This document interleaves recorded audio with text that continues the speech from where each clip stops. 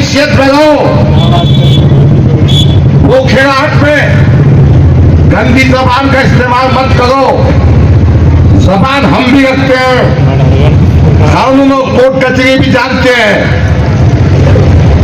हसूर की जेल को भिजा दूंगा, तेरे काले चट्टे मेरे पास है। इम्तियाज जलील तू भी सुन गए। अपनी औकात में रहो, अपनी हैसियत में रहो। ये पैगाम मैं देना चाहता हूं। और बेटा नवीद और तमाम मेरे नौजवान साथियों, बेखौफ काम करो। ये पाखंडियों से डरने की कोई जरूरत नहीं। दूसरा पैगाम यह है कि कल हमारे मोहतरम कायद जिसके एहतराम में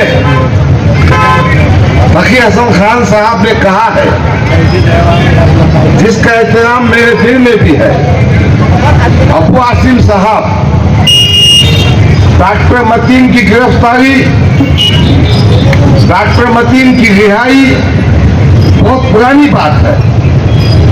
ख्वाजा यूनुस को पुलिस कस्टडी में जो मार दिया गया था, उसका जो हाईकोर्ट का केस है, इन तमाम मामलात में औरंगाबाद के नौजवानों का, मराठवाड़े के नौजवानों का मुस्तकबिल जुड़ा हुआ था। हम अबू आसिम साहब के शुक्रगुजार हैं कि न सिर्फ शागन के फसाद में या यहाँ के मुख्तलिफ वाक़ियात में वो शख्सी तौर पर हाजिर हुए, पैसों से मदद की, वो कायद कर हमारे बीच आ रहा। मैं आपसे गुजारिश करना चाहता हूं कि कल शाम में कियाड़पुरे का जो स्टॉप है, वहां अबू आसिम आजमी आपको खिताब करेंगे। मैं गुजारिश करना चाहता हूं कि आप हजारों की तादाद में मोहतरम कायद अबू आसिम साहब को सुनिए। आपके दिल में उमंग पैदा होगी, आपको महाराष्ट्र की सही तस्वीर समझ में आएगी। आपको एहसास होगा कि हमारे ही बीच में एक ऐसा कायद मौजूद है जो दिन और रात मिल्लत, कौम और पिछड़ी हुई आवाम के लिए जद्दोजहद करता है।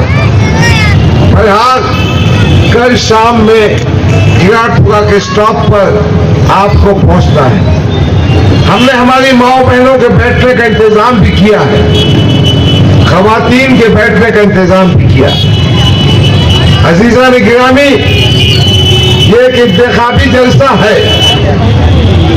इंतखाबी जलसे में हम आपसे वोट मांगने के लिए खड़े हैं। मैं गुज़िश्ता 10 साल से मजलिस इत्तेहादुल मुस्लिमीन में अल्लाह को गवाह कर कहना चाहता हूं कि बेगर्ज बेगौस बहुत ही दयादारी और ईमानदारी से मैंने काम किया। देखिए 2014 में 60,000 वोट में मुझे इस बात का एहसास था कि सिर्फ मुसलमानों के वोटों पर ऐवानों में पहुंचा नहीं जा सकता। इसीलिए मैंने कोशिश की कि वंचित बहुजन अघाड़ी, प्रकाश अंबेडकर, उसको एमआईएम से जोड़ दिया जाए। यकीनन एमआईएम और वंचित बहुजन अघाड़ी के इत्तेफाक से ये इम्तियाज जलील खासदार बन गया। और फिर उसके बाद जब असेंबली के इंतखाबात आए तो यही इम्तियाज जलील ने वंचित बहुजन अघाड़ी और एमआईएम के इत्तेहाद को तोड़ दिया। अगर वो इत्तेहाद जिंदा रहता तो मजलिस और वंचित एक ताकत बनकर महाराष्ट्र असेंबली में जिंदा रहती। सवाल यह पैदा होता है कि खुद के खासदार बनने के बाद ये इत्तेहाद को क्यों तोड़ा गया। जवाब यह है कि इनकी जो पप्पा है ना देवेंद्र फडणवीस, उनकी हिदायत पे किया गया। इनकी ये ख्वाहिश है, इनकी ये इच्छा है कि इनके सिवा महाराष्ट्र में कोई नेता ना बने। मैं मेरे पार्टी के जिम्मेदारों से पूछता हूं, आप किस बुनियाद पर कहते हैं कि हम नौजवानों को ताकत देंगे? मैंने असद साहब को खत लिखा, 10 साल जिस पार्टी में मैंने काम किया, लाखों करोड़ों रुपए खर्च किए, महाराष्ट्र का कोना कोना पहुंचा, नागपुर से लेकर कोल्हापुर तक, बंबई से लेकर नांदेड़ तक, सब जगह मैंने मजलिस के काम के लिए मुसलमानों के दुख दर्द के लिए पहुंचा। अब मैंने लिखा कि मेरी उम्र 67 साल हो चुकी है, शायद ये इलेक्शन मेरी जिंदगी का आखिरी इलेक्शन हो सकता है। मैंने 2019 में वंचित बहुजन अघाड़ी का इत्तेहाद टूटने के बाद तकरीबन 200 इलेक्शन रजिस्ट्रेशन के कैंप किए और फिर मैंने, जिसके आप भी गवाह है कि वोटर्स की संख्या बढ़ाई। अल्हम्दुलिल्लाह आज इस कंस्टिट्यूएंसी में 1,46,000 मुस्लिम वोटर्स हैं।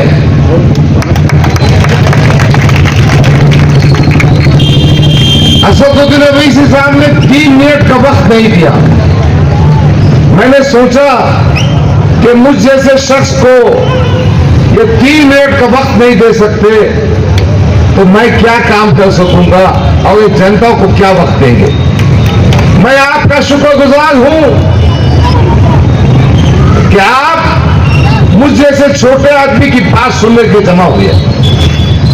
आप मेरी बात सुन रहे हैं, मेरे साथ खड़े हैं, आपको यह एहसास है कि मुझ पर नाइंसाफी हुई। दूसरी बात, ये प्रोपेगेंडा भी किया जा रहा है कि इम्तियाज जलील और डॉक्टर गफ्फार के वोटों की कटिंग में भारतीय जनता पार्टी आ जाएगी। सुन लो, इम्तियाज जलील तो हमारे पासंग में भी नहीं है, तू उधर का पैराशूट इधर आ गया। तेरी कंस्टिट्यूंसी थी 2014 में मध्य की, अरे पार्लियामेंट में हमने टिकट तेरी सूरत देखकर दी थी और लोगों ने मेरे कहने पे, मेरे साथियों बुजुर्गों ने दिया था। हमने मशरकी हल्के में 10 साल मेहनत की, बीज बोया, फसल आ गई और जब फल खाने का वक्त हुआ तो तू यहां घुस गया। वो हमारे पासन में भी नहीं। मैं कहना चाहता हूं, आज अपने मशरकी हल्के में मैंने जो आवाम में बेपनाह मोहब्बत देखी है, जो हमदर्दी देखी है, गरीब नौजवानों में वो जज्बा देखा है कि मुझ पे होने वाली नाइंसाफी के खिलाफ उठ खड़े होना है, तो यकीनन जीत हमें मिलेगी।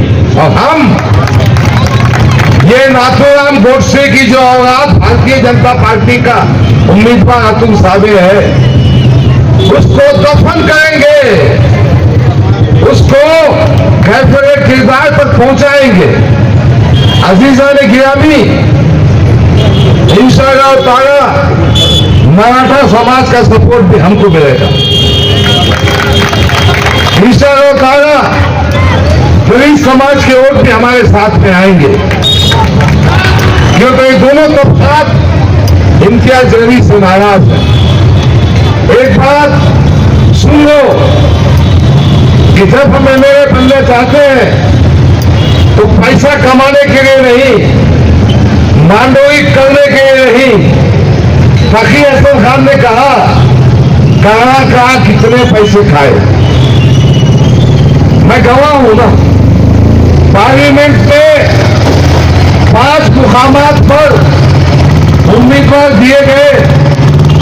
उस्मानाबाद, जहां पार्टी का कोई वजूद नहीं, पूना, भिवंडी, साउथ सेंट्रल बॉम्बे, कितने वोट दिए, 1000, 500, 800। क्यों भाई? देवेंद्र फडणवीस का आदेश था क्या? मेरा तो कहना है कि इम्तियाज जलील देवेंद्र फडणवीस का चमचा, एजेंट, उसका गुलाम, और हम इस जज्बे के साथ खड़े हैं कि भारतीय जनता पार्टी को शिकस्त देंगे। एक बात और कहना चाहता हूं, 10 साल इसको मौका दिया गया। एक एमएलए का काम क्या होता है, एक एमपी का काम क्या होता है, आपको पुलिस में नुमाइंदगी करना पड़ती है। बता दो कितने वक्त पुलिस स्टेशन गया था, बता दो कितने वक्त कलेक्टर ऑफिस गया था, बता दो जो वादा किया था स्कूल खोलने का किया क्या? अरे अवाम में आने को महंगा है ये, किसी का फोन कॉल रिसीव नहीं करता, घुमंडी और तकब्बुर है, बालकनी में से हाथ बताता। रफा खादी आपके बीच है, इस था, हमेशा रहेगा। मैं इस मंच से कहना चाहता हूं, वक्फ बोर्ड का मेंबर था, वक्फ की कई जायदादें हैं। अरे तुमने तो वक्फ बोर्ड के मेंबर की हैसियत से उलमाए कराम के लिए, आइमाए मसाजिद के लिए, मौज़नीन के लिए, उनके घरों की तामीर के लिए, उनके रोटी रोजगार के लिए कुछ वसाइल पैदा किए होते। ये कहां से कर सकता? ये खुद औकाफ की जमीन पे बैठा है, जिसका महीना किराया 50,000 रुपये होना, वो 500 रुपये में साल भर में बैठा हुआ है। तो ये खुद यतीम यसीर है ना, ये खुद भिखारी है ना। हम समाजवादी पार्टी के माध्यम से कहना चाहते हैं कि औकाफी जायदादों को जो नाजायज कब्जे हैं उसको हटाएंगे। और इम्तियाज जलील साहब भी हटाने के वास्ते गए थे, क्रांति चौक पे मोलसा लेकर गए थे, बाद में टैपिश। गुटखे के खिलाफ मुहिम बंद, शराब की दुकान के खिलाफ मुहिम बंद। जहां पैसा आ गया, मामला वसूल हो गया, बात खत्म। ध्यान दो, उसकी बात करने की जरूरत नहीं, ज्यादा अहमियत देने की जरूरत नहीं। मैं आपसे कहने के लिए आया हूं कि मैं इंशाअल्लाह ताला इस मशरक़ी हल्के की तस्वीर को बदलूंगा। मैं इस इलाके में तालीम के जो स्कूल और मदारिस हैं, उनके दर्जे और मेयार को बुलंद करूंगा। मैं ये कोशिश करूंगा कि प्राइवेट स्कूल में बच्चों को भर्ती की जरूरत नहीं, आपको गवर्नमेंट के कॉर्पोरेशन के स्कूल में तालीम की तरबियत अच्छी हो। डिजिटलाइजेशन, कंप्यूटराइजेशन और स्कूल का मेयार ऊंचा हो। तालीम के शोबे में इंशाअल्लाह ताला तजुर्बात है, उसको हम इतना मजबूत करेंगे कि हमारे बच्चों को बिना किसी मुआवजे के मोटी फीस अदा किए बगैर हम तालीम अदा कर सकेंगे। दूसरा मैदान है हेल्थ का। आज भी हमको प्राइवेट दवाखाने में जाना पड़ता। गफ्फार खादरी ये वादा करने आया है कि हेल्थ के सेक्टर में हॉस्पिटल जाएगा। तरक्की फंड में रफा कादरी को 20% नहीं होना, 40% नहीं होना, इम्तियाज जलील मिस्टर 20%, मिस्टर 40% है। एक ही कॉन्ट्रैक्टर, एक ही से बना हुआ, दूसरे कोई नौजवान को काम देने का नहीं, ऐसा नहीं होगा। तरक्की फंड एमपी के होने के बाद मैं कहना चाहता हूं कि इस मशरकी हल्के को इम्तियाज जलील ने नजरअंदाज किया। मेरे घर के सामने का रास्ता 5 साल तक नहीं बना, अब स्मार्ट सिटी के काम में बन रहा है। उसको मशरकी हल्के की आवाम से कुछ लेना देना नहीं। जहां 40% है, जहां 20% है, वो काम उसको करना है। बहरहाल मैं आपसे वादा करने आया हूं कि आपके सुख दुख में हमेशा शरीक हो। पुलिस में नुमाइंदगी हो या हुकूमत के किसी महकमे में, मैं आपकी आवाज बनूंगा। मैं समाजवादी पार्टी का उम्मीदवार हूं और ये भी सुन लीजिए, इंशाअल्लाह ताला महाराष्ट्र में महाविकास आघाड़ी की गवर्नमेंट बनेगी। समाजवादी पार्टी उसका एक अहम हिस्सा है। हुकूमत के जरिए जो 2 अहम मसाइल हैं, एक मुसलमानों को रिजर्वेशन का, दूसरा मेरी बात यह है कि हमारे अइम्मा या मौज़मीन की जो तनख्वाहें हैं बहुत कम है। मैं आज गूगल देख रहा था, हिंदुस्तान में कुछ ऐसे भी स्टेट्स हैं जहां अइम्मा की तनख्वाह 18,000 तक है महाना, मौज़म की तनख्वाह 14,000 तक है। उसमें 5% हर साल इजाफा होता है। हम समाजवादी पार्टी के जरिए अब्बास सिंह साहब इंशाअल्लाह कल ऐलान करेंगे, इस बात की कोशिश करेंगे कि अइम्मा मसाजिद की आप महाना तनख्वाह कम से कम 18,000 हो, मौसम की तनख्वाह कम से कम 14,000 हो और उसमें 5% का इजाफा। ये कोशिश भी करेंगे। ये भी कोशिश करेंगे कि औकात की जो जमीनों एक्वा जमीन फैली हुई है उन पर हमारे उलमाए कराम जो मुस्तहीन हैं उनके घरों की तामीर हो सके। मैं आपसे ये वादा करने आया हूं कि इंशाअल्लाह ताला मैं कल वो वादा करूंगा, आज नहीं करूंगा, कि मुझे एमएलए की पोस्ट पे 1 पैसा भी कमाने का नहीं है। एक अहम डिक्लेरेशन मैं कल करूंगा इंशाअल्लाह ताला मेरे खायद के सामने, ताकि वो भी कमा रहे। मैं ये कहने आया हूं कि हम और आप एक साथ मिलकर ताकत के साथ 10 साल से इस मशरकी हल्के में जो भारतीय जनता पार्टी का कैंसर और नासूर है उसको खत्म करेंगे। बहरहाल आपसे गुजारिश है, इस पैगाम को अपने अफराद खानदान तक पहुंचाइए। 20 तारीख की सुबह मेरी निशानी समाजवादी पार्टी की निशानी साइकिल है, वो बटन नंबर 5 पर है। मैं आपसे गुजारिश करता हूं कि आपके वोटों से मुझे नवाजिए, मेरी सरपरस्ती कीजिए। आपको यह हक हासिल है कि मुझे फोन भी कर सकते हैं, मेरा गिरेबान पकड़ सकते हैं, मेरा दामन पकड़ सकते हैं। मैं आपके बीच था, है और इंशाअल्लाह हमेशा रहूंगा। खुदा हाफिज़। अस्सलाम वालेकुम।